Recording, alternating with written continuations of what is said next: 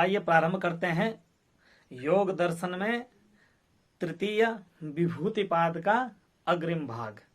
अभी तक आपने कल की कक्षा तक 10 सूत्रों का अध्ययन कर लिया था, जहां आपको बतलाया गया था कि तस्य प्रशांत वाहिता संस्कारात। क्या बताया था?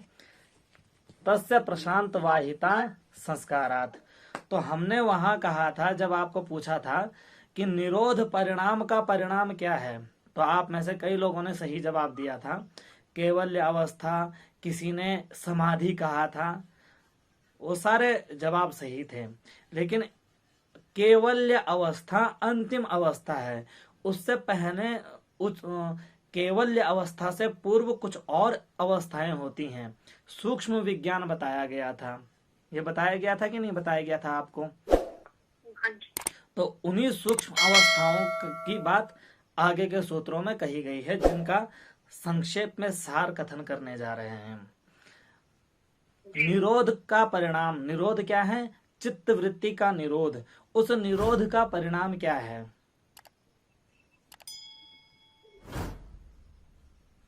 नवें सूत्र में जो कहा गया था कि निरोध परिणाम, वह निरोध का परिणाम क्या है? बताइए। उस निरोध का परिणाम क्या है? चित्त की एकाग्रता। निरोध का परिणाम है निरोध के चित्त का जो निरोध संस्कार है, उसका जागना, उसका प्रादुर्भाव होना। चित्त के निरोध के काल में चित्त के निरोध का जो संस्कार है, तो चित्त के निरोध का संस्कार क्या होगा? जागृत होगा। अरे क्या है वो चीज? चित्त की निरोध का संस्कार क्या है वो?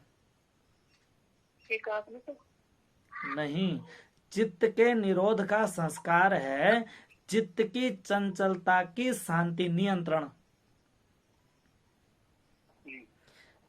अरे निरोध संस्कार और व्युत्थान संस्कार दो बताए हुए थे ना। व्युत्थान संस्कार वह है चित्त की जो वृत्ति है, चंचलता, उस चंचलता से मन में जो प्रभाव पड़ता है, चित्त पर जो संस्कार पड़ते हैं, उसका नाम है व्युत्थान संस्कार। और जो निरोध हो जाता है, चित्त की वृत्तियों की चंचलता जब निरोधित हो जाती है, काबू में आ जाती है साधक की, तब चित्त के निरोध का संस्कार पड़ता है, अर्थात चित्त की शांति वाला संस्कार, उसका उदय होता है। तो निरोध का परिणाम क्या था? निरोध का परिणाम था निरोध संस्कार का जागृत होना, अर्थात चित्त की शांति का प्रकट होना। ठीक है ना? और जब चित्त की शांति प्रकट होती है, तो जो तस्य प्रशांत वाहिनी संस्कारात, तस्य प्रशांत वाहिता संस्कारात, ऐसे चित्त की प्रशांत वाहिता होती है। प्रशांत वाहिता अर्थात प्रशांत स्थिति, शांत जो स्थिति हो जाती है, वह स्थिति होती है। ये 10वें सूत्र तक बता दिया गया था। आगे सूत्र आया, सर्वार्थ ते काग्रतयोः क्षयोदयो चित्तस्य समाधि परिणामः।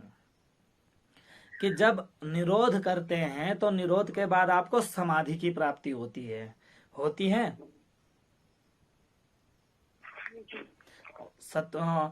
इससे पहले 17वें और 18वें सूत्र में समाधि की बात की गई थी, और द्वितीय पाद में भी कई जगह पे समाधि आई है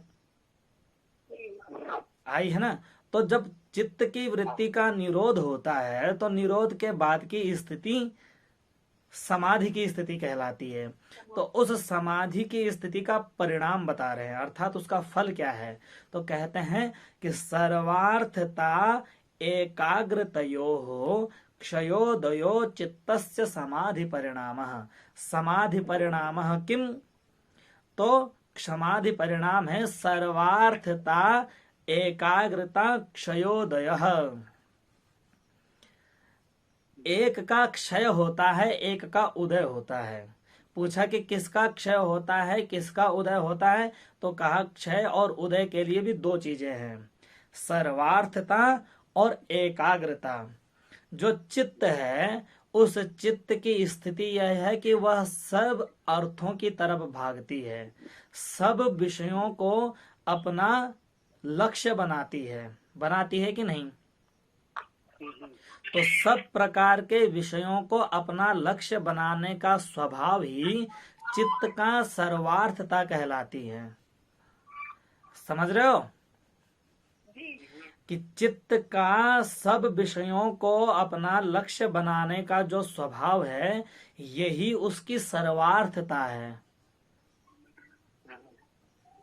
यानी सब अर्थ यानी सब विषय, उन सब विषयों पर अपना लक्ष्य बनाना चित्त की सर्वार्थता है।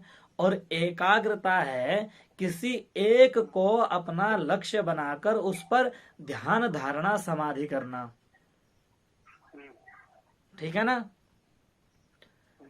तो सर्वार्थता का क्षय होता है और एकाग्रता का उदय होता है। यह है समाधि परिणाम। समाधि से क्या होता है कि चित्त की जो सर्वार्थता है, सब विषयों के प्रति भागने की जो स्वभाव है, उस सर्वार्थता का क्षय होता है और एक अग्रता अर्थात एक ही किसी को विषय बनाकर उस पर ध्यान धारणा समाधि करना, एकाग्रता है, उसका उदय होता है। यह है समाधि परिणाम। सर्वार्थ तैकाग्रतयो क्षयोदयो चित्तस्य समाधि परिणाम। तो ये हुआ समाधि परिणाम। यह निरोध परिणाम के बाद जब समाधि की स्थिति प्राप्त होती है, तो उस समाधि का परिणाम यह है कि चित्त सब विषयों को छोड़ देता है और किसी एक लक्ष्य का ही ध्यान धारणा करता है। ठीक है? और कहा कि जब समाधि का परिणाम क्या है? एकाग्रता। तो एकाग्रता वाली भी एक स्थिति हुई, अर्थात तीसरी स्थिति है एकाग्रता की स्थिति। ठीक है? तो इस एकाग्रता का परिणाम क्या है? तो इस एकाग्रता का परिणाम बता रहे हैं कि ततः पुनः शांतोदितो तुल्य प्रत्ययो चित्तस्य एकाग्रता परिणामः। एकाग्रतायाः परिणाम, एकाग्रता का क्या परिणाम है? तो कह रहे हैं कि ततः पुनः शांतोदितो तुल्य प्रत्ययो, यही चित्त की एकाग्रता का परिणाम है। चित्त की एकाग्रता का परिणाम यह है कि जो शांत और उदित दो प्रकार अभी तक बता रहे हैं। अभी निरोध परिणाम में भी बताया था कि एक शांत होता है, एक जग जाता है। समाधि में भी बताया था कि एक शांत होता है और एक जग जाता है। निरोध में क्या शांत होता है और क्या जगता है? व्युत्थान संस्कार शांत होता है और निरोध संस्कार जागृत होता है। समाधि परिणाम में चित्त की सर्वार्थता शांत होती है और एकाग्रता जागती है।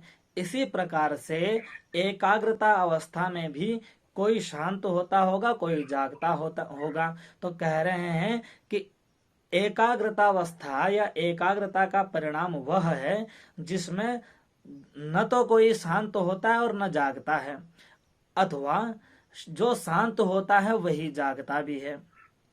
ततः पुनः, ततः अर्थात समाधि के बाद जब एकाग्रतावस्था में साधक प्राणी पहुंच जाता है, उसके बाद एकाग्रतावस्था में शांतोदितो तुल्य प्रत्ययो, शांत और उदित जो दो वृत्तियां हैं, कौन शांत हो रहा है, वहां कौन जाग रहा है, कौन किसका नाश हो रहा है, ये इन दोनों के प्रति जो चिंतन है वो तुल्य प्रत्ययों, तुल्य समान होता है। अर्थात जो शांत है वही जाग भी रहा है और जो जाग रहा है वही शांत भी हो रहा है, अथवा न तो कोई शांत होता है न कोई जागता है। तो कहा कि इसको कैसे प्रमाणित करेंगे, उदाहरण समझाइए।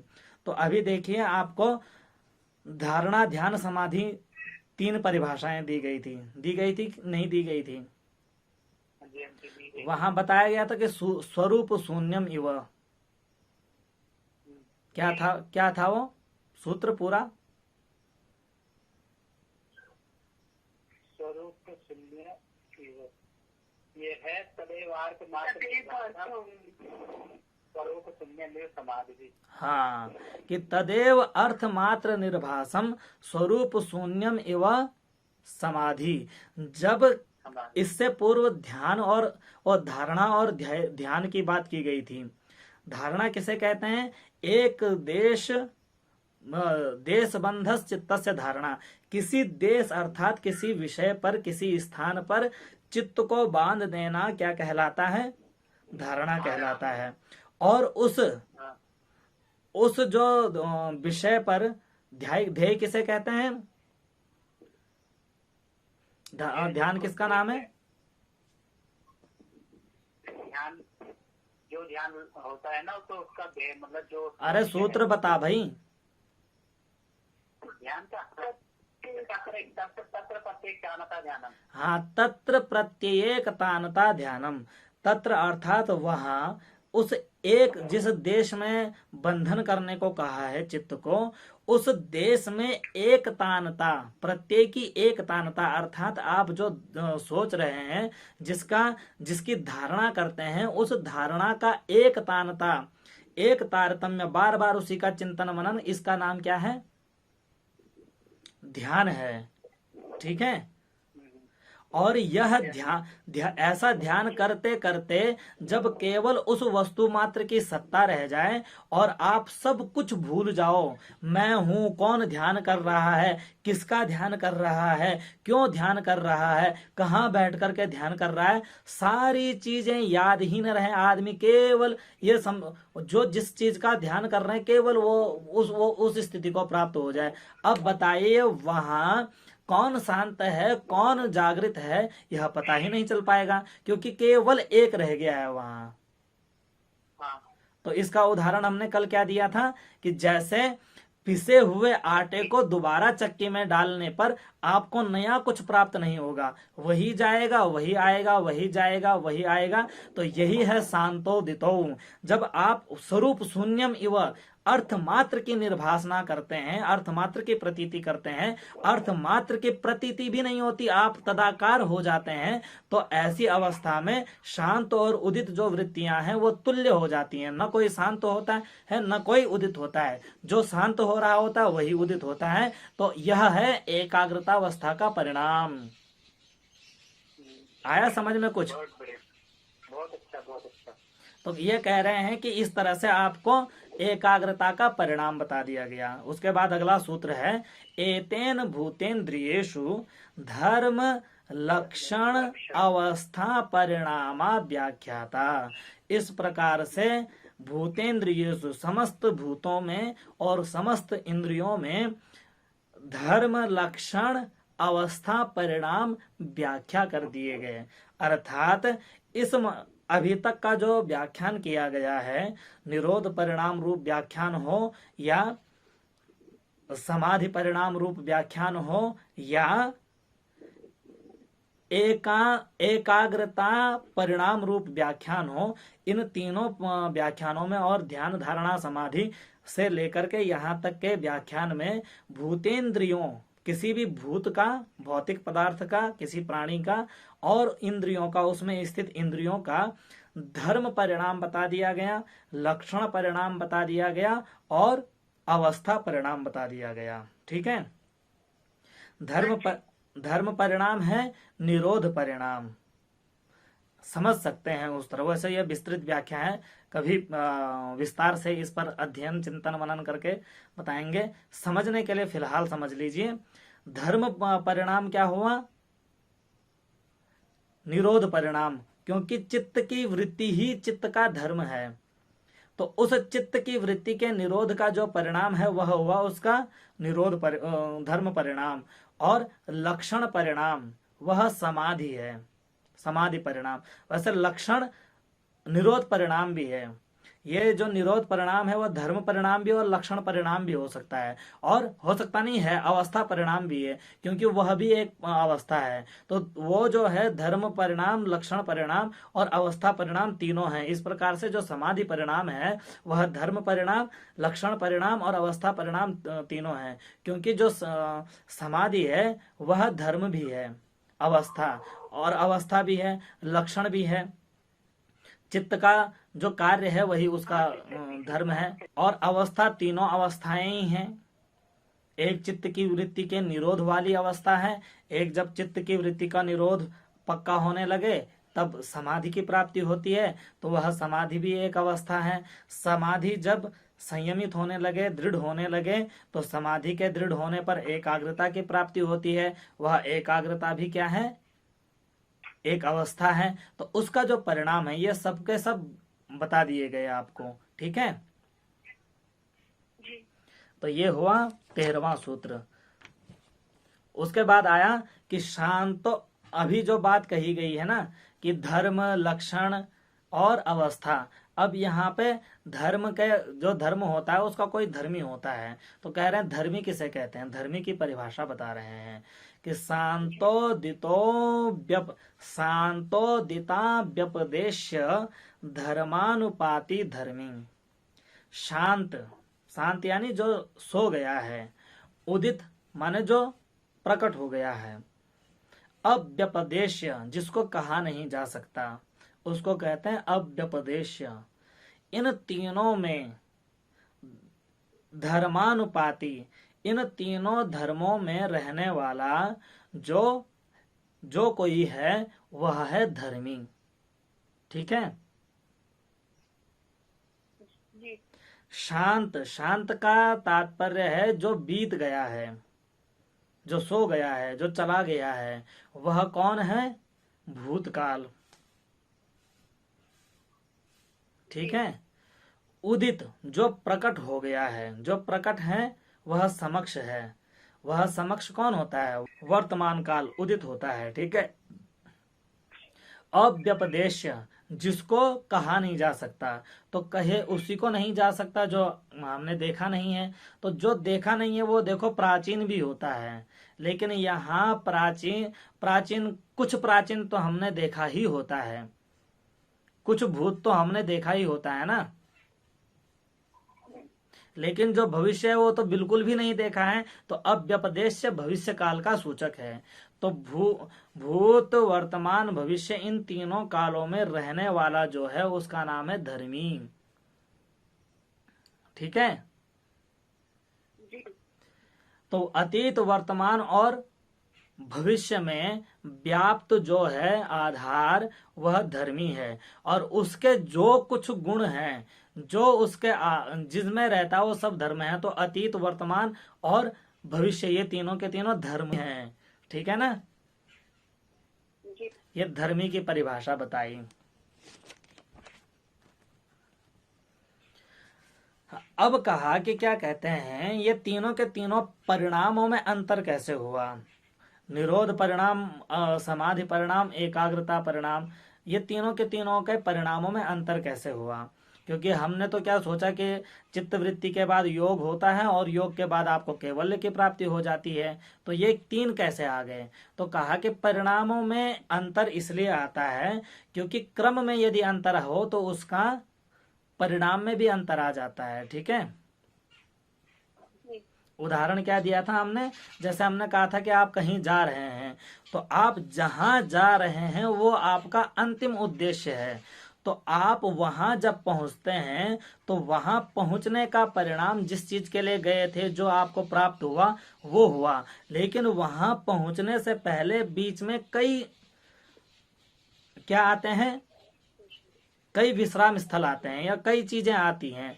अगर आप उन दृष्टियों से विचार करेंगे तो वहां तक पहुंचने का एक अलग परिणाम होगा कि नहीं होगा? हाँ जी जैसे आप अगर जहां पे स्थित हैं वहां से यदि अमेरिका जाते हैं तो अमेरिका पहुंचने का एक परिणाम होगा, ये ठीक है, लेकिन अमेरिका पहुंचने से पहले भी तो कुछ चीजें आएंगी।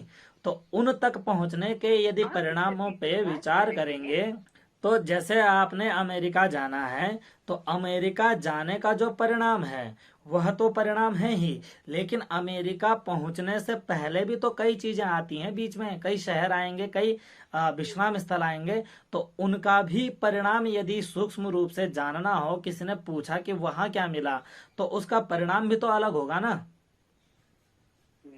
तो यही कह रहे हैं कि जब क्रम के अनुसार चर्चा होती है तो फिर परिणाम भी क्रम के अनुसार होते हैं, ठीक है।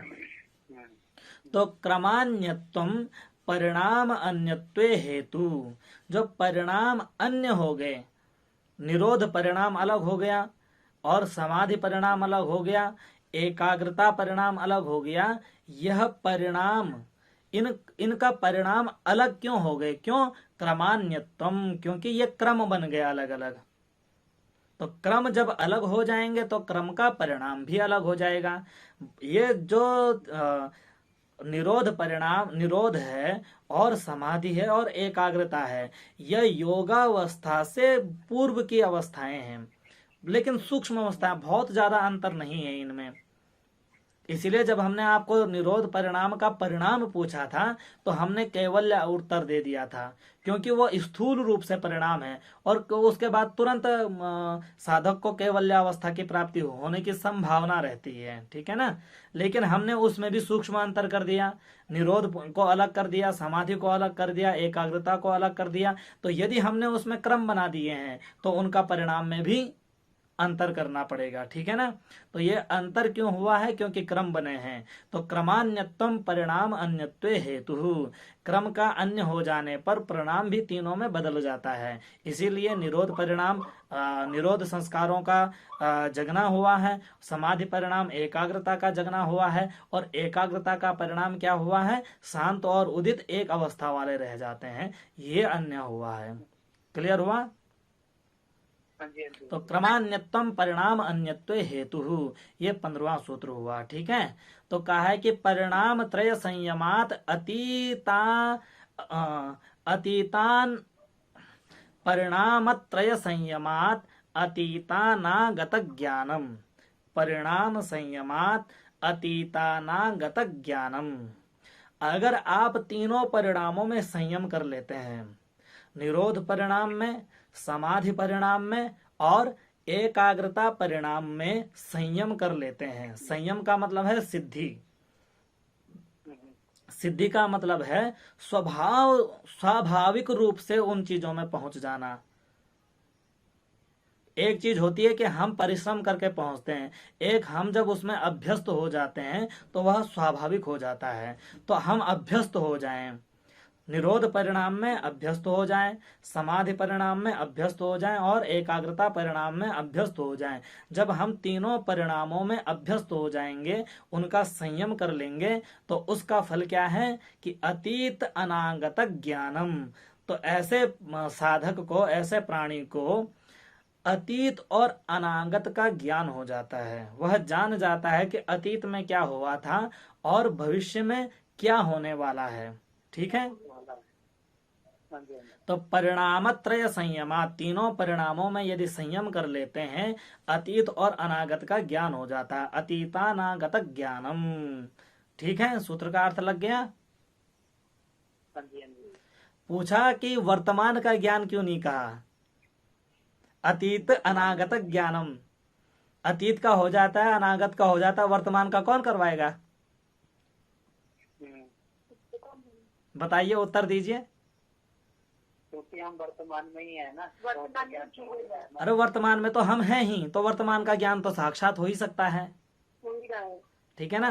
तो जिसको अतीत का सामर्थ्य आ गया, जिसको अनागत का सामर्थ्य आ गया, वर्तमान उसको दिख ही रहा है। अगर कहें कि वर्तमान जो नेत्रेंद्रियों के समीप है वही तो दिख रहा है, वर्तमान तो कई है। अमेरिका में वर्तमान अलग है, भारत का वर्तमान अलग है, जापान का वर्तमान अलग है, उस वर्तमान को कैसे देखेंगे? तो कहा कि दो की शक्ति आए, उसी शक्ति से वर्तमान अनेक जगहों का वर्तमान देखने की सामर्थ्य उत्पन्न हो जाएगी, ठीक है।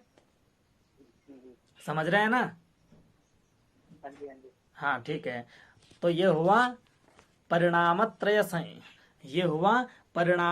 संयमात अतीतानागत ज्ञानम, ठीक है। अब आगे कहा कि शब्द अर्थ प्रत्ययानाम इतरे तराध्यासात शंकरः तत्प्रविभाग संयमात सर्वभूत रुत ज्ञानम। शब्द अर्थ प्रत्ययानाम इतरे तराध्यासात, शब्द अर्थ और प्रत्यय, शब्द कहते हैं नाम को, किसी विषय, किसी पदार्थ, किसी वस्तु का जो नामकरण होता है उसको कहते हैं शब्द। अर्थ कहते हैं विषय को, पदार्थ को, किसी वस्तु को, किसी भावना को, वह हुआ अर्थ। और प्रत्यय, प्रत्यय कहते हैं ज्ञान को। ज्ञान किसे कहते हैं? जो शब्द के माध्यम से जिस अर्थ को बताया जाता है उसकी जो छाप मन पे पड़ती है, उस छाप का नाम है ज्ञान। ठीक है। हम मुंह से कह रहे हैं क्या? घड़ा। तो जो मुंह से कहा है वह शब्द हुआ, और जिसको आपने समझा है, ठीक है, वो अर्थ है। लेकिन जो आपके मन में मेरे बोलने से एक गया है, जिसकी वजह से आपने घड़े के साथ क्रिया करनी है। हमने कहा आपको घड़ा लाओ, तो घड़े से आप, घड़ा क्या है? यहाँ शब्द है। और इसको जो सुन करके आपने मन में बिठाया, वो मन में जो बैठा वह ज्ञान है। और जिसके साथ आप लाना रूप अर्थ का संयोजन करोगे वह घड़ा है। तो शब्द, अर्थ, प्रत्यय, ये तीन चीजें समझे? तो इन तीनों चीजों, ये तीनों चीज व्यवहार में कैसे हैं? आपस में मिले हुए हैं, अध्यस्त हैं। तो शब्दार्थ प्रत्ययानाम इतरेतराध्यासात, इतरेतराध्यास कहते हैं एक का दूसरे में मिला होना। इतरेतर, एक दूसरे में, इतर माने अन्य, इतर माने अन्य, एक दूसरे में परस्पर अध्यस्त होना, मिले रहना। जब हम आपको कहते हैं कि गाय को लाओ, तब आप अर्थ को लाते हो। जब हम आपको कहते हैं कि गाय कहो, तब आप शब्द का उच्चारण करते हो। तो इस प्रकार से शब्द, अर्थ और ज्ञान तीनों मिले हुए हैं। इसी मिलने व्यवहार में जो ये मिला मिश्रण है, यह क्यों होता है? अध्यास के कारण। तो कह रहे हैं कि शब्द, अर्थ और प्रत्यय के अध्यास से व्यवहार में इनका संकर देखा जाता है। संकर अर्थात मिश्रण। शब्दार्थ प्रत्ययानाम इतरेतराध्यासात संकरः। शब्द, अर्थ और ज्ञान व्यवहार में मिले हुए हैं, तो उन मिले हुए का तत्प्रतिभागात, उनका अलग अलग विभाग करना, और इस विभाग को हमेशा, और इस विभाग को हमेशा बनाए रखना, संयम कर लेना। हमेशा समझना कि हाँ यह शब्द है, यह अर्थ है, यह ज्ञान है। इस प्रकार अलग अलग बनाए रखना। जब आप अभ्यस्त हो जाओगे इसमें, तो क्या होता है? सर्वभूत ऋतक ज्ञानम, सभी जो भूत हैं, सभी जो प्राणी हैं, उनकी वाणी का ज्ञान हो जाता है। समझे? शब्दार्थ प्रत्ययानाम इतरेतराध्यासात संकरः तत्प्रविभाग संयमात सर्वभूत ऋतक ज्ञानम। शब्दार्थ, शब्द, अर्थ और ज्ञान ये परस्पर इतरेतराध्यास अध्यस्त हैं, जिसकी वजह से संकर हैं, मिले हुए हैं, इनका मिश्रीकरण हुआ है। तो यह मिश्रीकरण का भेद करना अलग अलग, कि हाँ यह शब्द है, यह अर्थ है और यह ज्ञान है। इस प्रकार अलग अलग ज्ञान में अभ्यस्त हो जाओगे, तो ऐसे अभ्यस्त पुरुष को सर्वभूत ऋतक ज्ञानम, सभी प्राणियों की वाणी का ज्ञान हो जाता है। अर्थात मनुष्य क्या कह रहा है, मनुष्यों के भी अलग अलग प्राणी हैं, अलग अलग वाणी है। भारतीय लोग अंग्रेजी, हिंदी, गढ़वाली इत्यादि भाषाएं बोलते हैं, और जो अन्य प्राणी हैं वो अपने अपने देशों की, अपने अपने क्षेत्र की भाषा कहते हैं। तो जब आप शब्द, अर्थ और ज्ञान में अलग अलग विभाग कर लेंगे, उसमें संयम कर लेंगे, उसमें अभ्यस्त हो जाएंगे, तब आपको समस्त प्राणियों की भाषा का ज्ञान हो जाएगा। और केवल मानव की भाषा का ज्ञान नहीं होगा, बल्कि कुत्ता भौंकते हुए क्या कहना चाहता है वही भी पता चल जाएगा। बिल्ली क्या कह रही है ये भी पता चल जाएगा। पक्षी जो अपना कलरव करते हैं, उस कलरव से आपस में क्या बातचीत कर रहे हैं वह भी पता चल जाएगा। ठीक है। प्रश्न होगा कि किस शब्द, अर्थ और प्रत्यय में अभ्यास करें? तो कहा जो तुम्हें आती है उसमें अभ्यास करो। बाकी अभ्यास करने के लिए है क्या? जो तुम्हारे पास होगा उसी में तो अभ्यास करोगे। ठीक है ना? तो जो आपके पास है उसी में अभ्यास करोगे। प्रयोग के लिए वही चीजें प्रायोगिक होती हैं जो आपके पास हैं। उसको छोड़ करके किसी और के पास क्यों दौड़ो, जब प्रयोग ही करना है तो प्रयोग करने के लिए और अभ्यस्त होने के लिए वही चीज पर्याप्त है। ठीक है ना।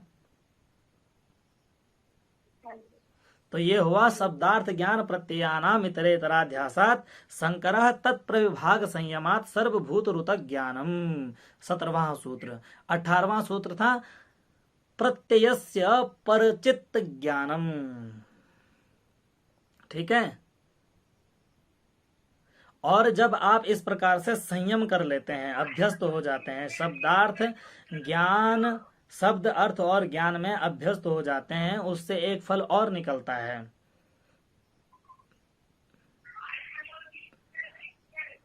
हेलो। कह रहे हैं कि प्रत्ययस्य, जब आप ज्ञान, हाँ क्या कह रहे हैं? साक्षात्करणम करणात् पूर्व जाति ज्ञानम। अरे सॉरी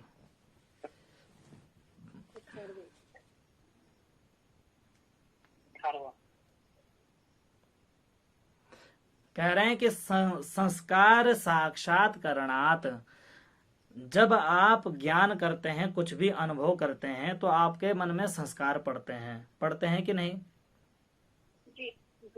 जब आप उन संस्कारों का साक्षात्कार कर लेते हैं, कई बार हम जैसे मनुष्य जो साधारण प्राणी हैं, उन्होंने क्या अनुभव किया है, क्या बोला है, क्या सुना है, क्या देखा है, उसका जो अनुभव रूप संस्कार मन पर पड़ता है, उससे अनभिज्ञ रहते हैं कि नहीं? जानते ही नहीं है कि हमें जो अनुभव हुआ है उसका संस्कार क्या है। सत्य बात है ये। तो कहा कि जब आप अपने संस्कार का साक्षात्कार कर लेंगे, अर्थात आपने जो कुछ देखा सुना समझा है, उसका जो एक संस्कार चित्त पर पड़ा है, उस संस्कार का साक्षात्कार कर लेंगे। साक्षात्कार का मतलब है कि ये जो मन पे जो असर हुआ है, उस असर का प्रभाव क्या है, क्या होगा, उसके साथ आप सामंजस्य बिठा लेंगे, उसको जान लेंगे। इसी का नाम है साक्षात्कार। तो संस्कारों के साथ जब आप साक्षात्कार कर लेंगे, तो आपको पूर्व जातिक ज्ञानम, अपने पूर्व कृत्य, पूर्व जन्म का ज्ञान हो जाएगा। क्योंकि आपके संस्कार क्यों पड़े हैं, यही कारण पता लग जाएगा आपको।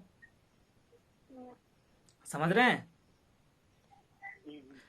तो जब आपका संस्कारों के साथ साक्षात्कार हो जाएगा, तो आपको पूर्व जन्मकृत कथा पता लग जाएगी। क्योंकि इन संस्कारों, ये संस्कार पड़े क्यों हैं, ये भी पता लग जाएगा आपको। तो पूर्व जन्म में आपने ऐसा क्या किया था जिसकी वजह से आपके अंदर ये संस्कार पड़े हैं और आपका चित्त, आपकी बुद्धि इस प्रकार की बन गई है। यह पूरा का पूरा पूर्व जाति से ही बना है। तो पूर्व जो जन्म है उसका आपको बोध होने लगेगा। तो अपने संस्कारों में संयम करना चाहिए। यदि आपने उन संस्कारों को जान लिया, अपने आप ऐसा स्वभाव आपका क्यों है यह जान लिया, तो आपको पूर्व जन्म की कथा का बोध हो जाएगा। ठीक है? ठीक है। उसके बाद आया, पहले भी बताया था ना पूर्व ज्ञान, मतलब हाँ, जो उसमें आए थे, क्या नाम है, यम नियम में आए थे, वहां बताया था जन्म कथनता संबोध। बताओ कौन सा सूत्र था वो? अपरिग्रहस्थैर्ये पूर्व जन्म कथनता संबोध। जब आप अपरिग्रह में संयम, स्थिरता प्राप्त कर लेते हैं, तो आपको पूर्व जन्म का ज्ञान हो जाता है। तो देखो, किसी दो कर्म एक परिणाम दे सकते हैं, ये आपको पहले भी बताया है। तो इसमें कोई भेद नहीं है कि भैया उससे भी तो ये हुआ तो इससे कैसे। आप साइकिल से भी हरिद्वार पहुंच सकते हैं और पैदल भी हरिद्वार जा सकते हैं। तो दो प्रकार के कर्मों से एक प्रकार का फल प्राप्त हो जाना, ये कोई बहुत बड़ी बात नहीं है। ठीक है? समझ रहे हैं ना?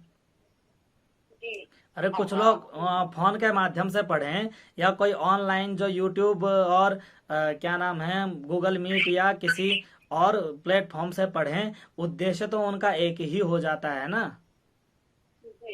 तो अनेक प्रकार के कर्मों से एक प्रकार का फल मिलना हो जाता है, साधारण सी बात है ये, ठीक है। तो संस्कार संयमात, अपने संस्कारों में संयम करने से पूर्व जाति ज्ञानम, पूर्व जन्म का बोध हो जाता है, ठीक है। फिर हुआ प्रत्ययस्य परचित्त ज्ञानम। प्रत्ययस्य, यदि आप ज्ञान में संयम कर लेते हैं, प्रत्ययस्य संयमात, जब आप प्रत्यय अर्थात ज्ञान, ज्ञान में जब आप संयम कर लेते हैं, ठीक है। तो सॉरी, क्या कहते हैं, ये दूसरा फल बता रहे हैं कि जब आप संस्कारों में संयम कर लेते हैं तो आपको परचित्तस्य, कुछ गड़बड़ लग रहा है, प्रत्ययस्य, देखो इसके मुझे दो अर्थ। जो ज्ञान है, ज्ञान का परिचित, परिचित मतलब दूसरे के चित्त का ज्ञान हो जाता है। नहीं ये तो समझ गया, लेकिन किससे होता है, का ज्ञान, हाँ। किससे होता है? परिचित, अरे परचित्त ज्ञानम, दूसरे के चित्त का ज्ञान होता है, लेकिन किससे होता है? संयम के द्वारा। किसके संयम के द्वारा? जो संयम हाँ जी, संयम द्वारा जो साक्षात्कार होता है ना, ये साक्षात्कार होता है, हाँ, संस्कारों को।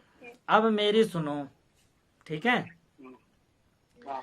प्रत्ययस्य परचित्त ज्ञानम, मैं भ्रमित इसलिए हो रहा हूं कि व्याख्याकार ने ठीक से नहीं लिखा हुआ है। जो मेरे मुझको अर्थ लग रहा है पढ़ने के बाद वह बताता हूं। चूंकि संयम की बात चल रही है कई सूत्रों से, इतना तो क्लियर है।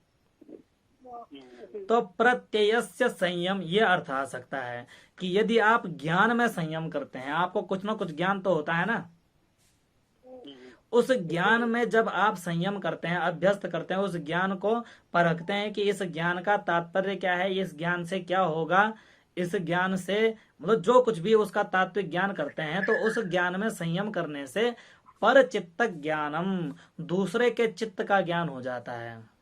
ये एक अर्थ है। दूसरा अर्थ ये लग रहा है कि चूंकि अभी संस्कारों के साक्षात्कार की बात की गई है, तो उसी के साथ यह सूत्र पढ़ा हुआ है, तो अर्थ ये हो सकता है कि संस्कारों में साक्षात्कार करने से दूसरे के चित्त के ज्ञान में भी संयम हो जाता है, उसका ज्ञान हो जाता है, ठीक है ना। पर चित्त, दूसरे के चित्त का, प्रत्ययस्य ज्ञानम, उसके ज्ञान का भी ज्ञान हो जाता है, ये अर्थ हो सकता है, ठीक है। हाँ, मतलब इसके दो लाभ हो गए ना, संस्कार के साक्षात्कार में। तो साधारण रूप से ये भ्रमित करने वाले अर्थ अगर अलग अलग लग रहे हो तो इसका एक भावार्थ मानकर चलिए कि आप संस्कारों में संयम करें चाहे ज्ञान में संयम करें, आपको दूसरे के चित्त का ज्ञान होगा, ठीक है। अर्थात दूसरे का चित्त आप समझ जाएंगे कि इसके मन में क्या चल रहा है, इसका मन कैसा है। इसीलिए यही बात ध्यान दे करके तो किसी ने कही है कि अपने दिल से जान लो पराये दिल की बात। वो जो ये कहा है, जैसा आपका अपने मन से समझ लो कि वो कैसा है। कहते हैं ना, जो आपको पसंद नहीं है वो दूसरे के साथ व्यवहार क्यों करते हैं?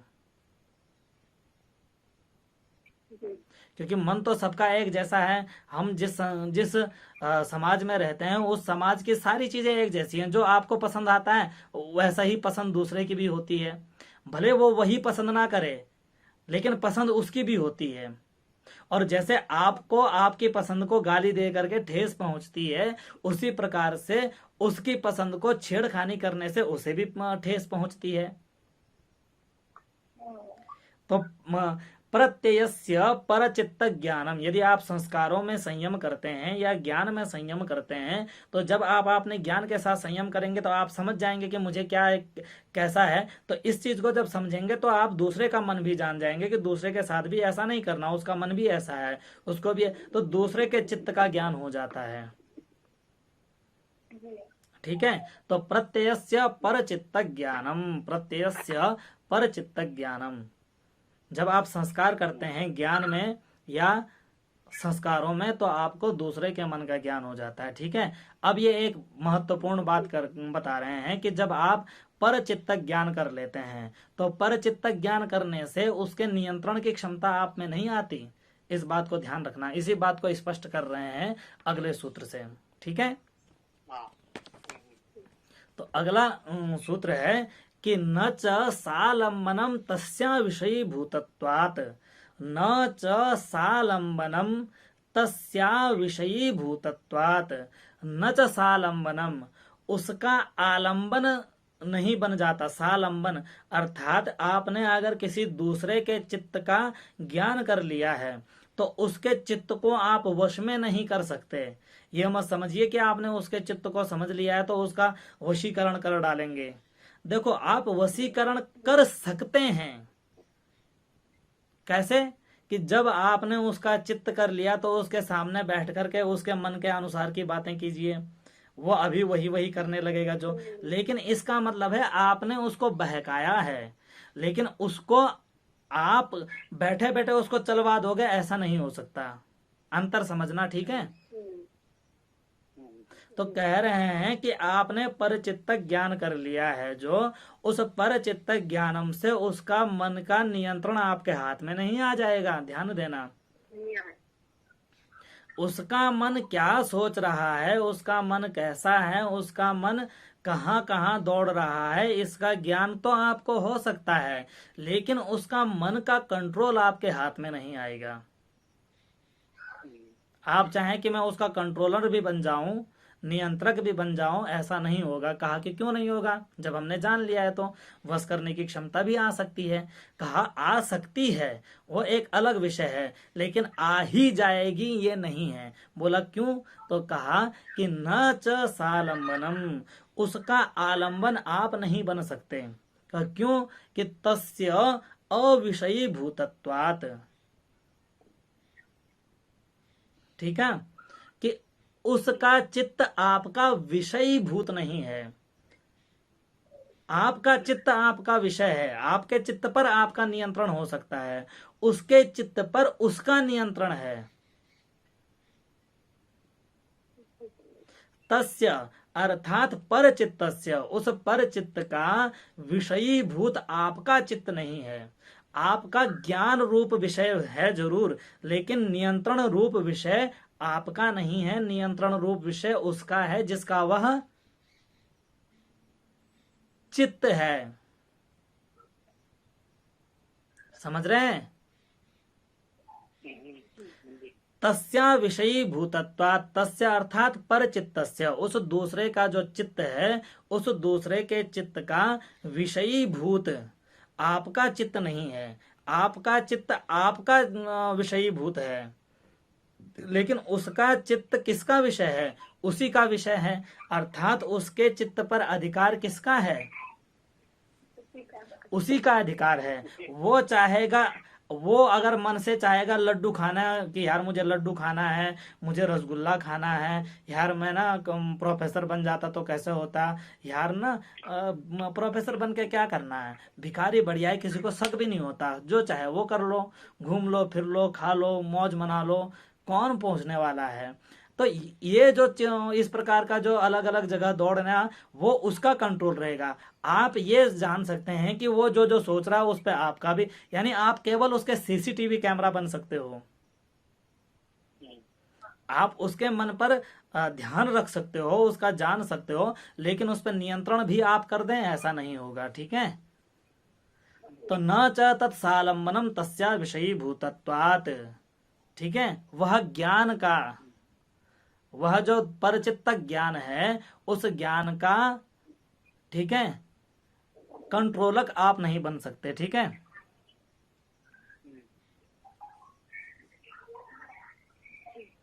समझ रहे हैं ना? तो न च तत्सालंबनम तस्या विषयी भूतत्वात्, न च तत्सालंबनम, उस प्रत्यय का सालंबन अर्थात हर प्रकार का ज्ञान आपके अंदर में आ जाएगा उसके चित्त का, या उसका चित्र आपके नियंत्रण में आ जाएगा, ऐसा नहीं हो सकता। केवल उसके चित्त का नियंत्रण उसके पास ही रहेगा। हाँ, नहीं तो सभी योगी ना बन जाए, एक ही योगी बन गए।